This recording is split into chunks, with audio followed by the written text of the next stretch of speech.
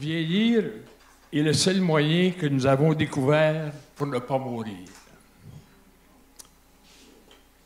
En 1992, lors de mon diagnostic d'infection au VIH, je ne croyais pas vieillir avec le VIH, mais bien davantage mourir du sida.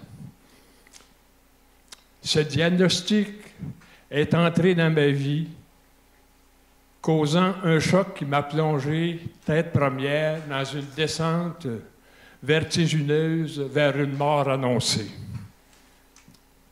Un plongeon interminable, me laissant croire que je ne ferai plus jamais surface.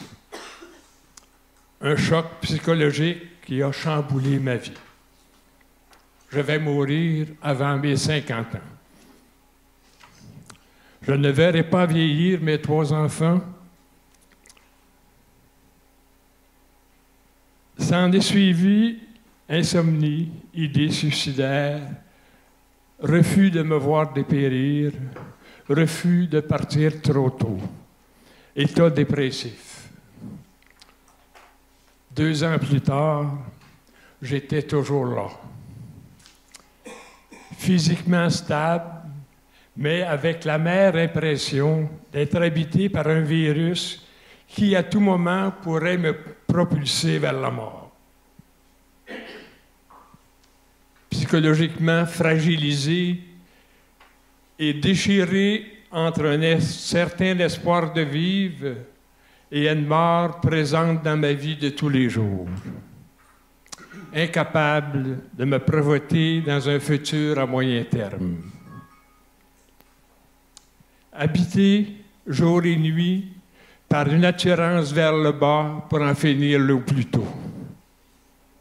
Réflexion, psychothérapie, écriture, contact avec un intérieur déchiré dans sa plus grande profondeur et sortie progressive de cette torpeur provoquée par une mort éventuelle. Une sortie progressive de mon mutisme concernant ma mort avec le VIH pour aller vers une affirmation « Je vis avec le VIH ».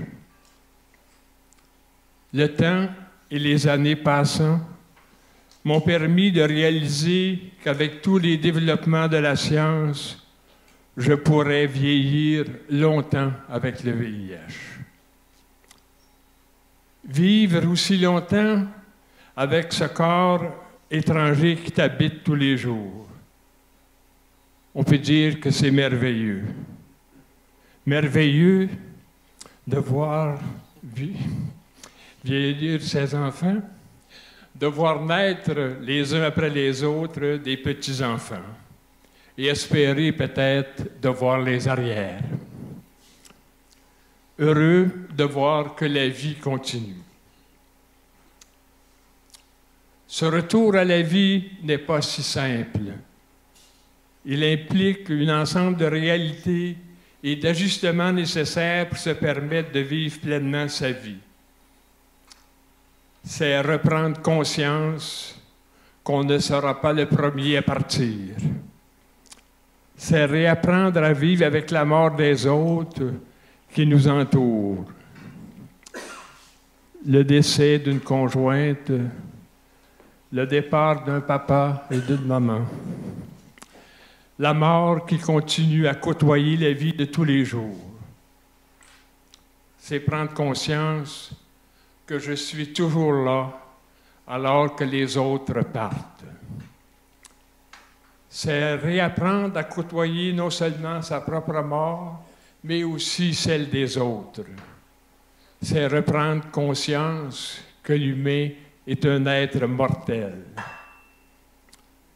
C'est prendre conscience que je devrais apprendre à vivre dans une société où vivre avec le VIH n'est pas toujours perçu comme un accident de parcours, mais bien davantage comme des agirs insouciants, entendant des paroles souvent « il a couru après ». C'est prendre conscience que je devrais affronter continuellement les peurs que la société continue à véhiculer concernant mon infection. Peur de parents que je touche ou prenne leurs enfants dans mes bras. Peur d'avoir des contacts sexuels avec une personne infectée malgré la prévention. Peur de propriétaires de ressources d'hébergement de m'accueillir dans leur centre. Peur d'employeurs de me permettre de travailler dans une entreprise. Vieillir avec le VIH, c'est aussi apprendre à vivre avec ses propres peurs de personnes vivant avec le VIH et apprendre à les surmonter, à les dépasser. Peur de ne pas trouver un ou une partenaire avec qui partager ma vie. Peur de dévoiler mon statut sérologique à cause de rejets potentiels. Peur d'être jugé comme une personne irresponsable.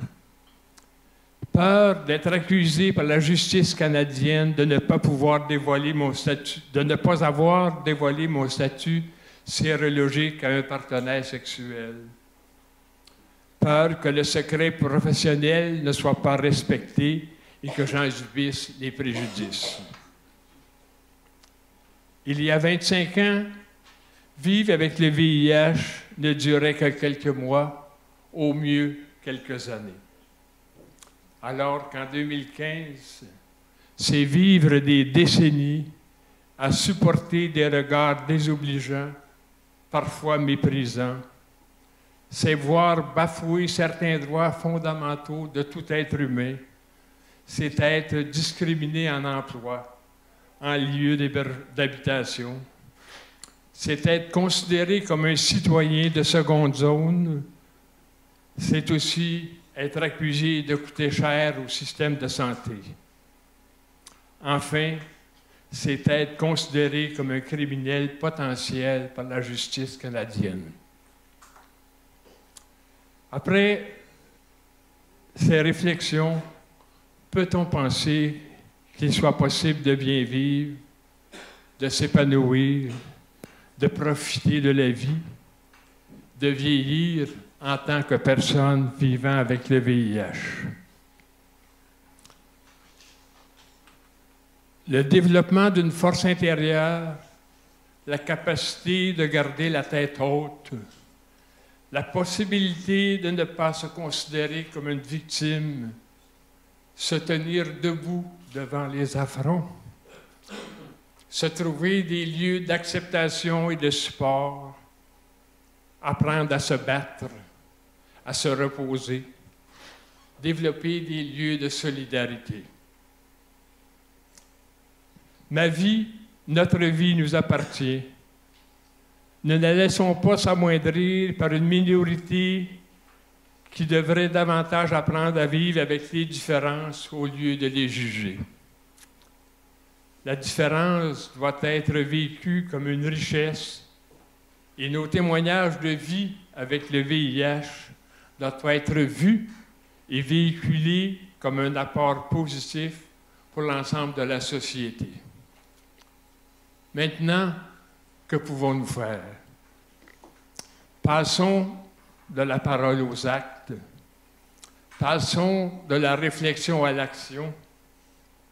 Quittons les estrades, embarquons dans la parade. Et comme premier agir, à tous ceux qui ont eu un signet que vous pourrez mettre sur votre frigo avec ma face, je vous demanderai comme première action, pour ceux qui ne l'ont pas déjà fait, d'aller voir le blog je suis séropo.org. Merci beaucoup.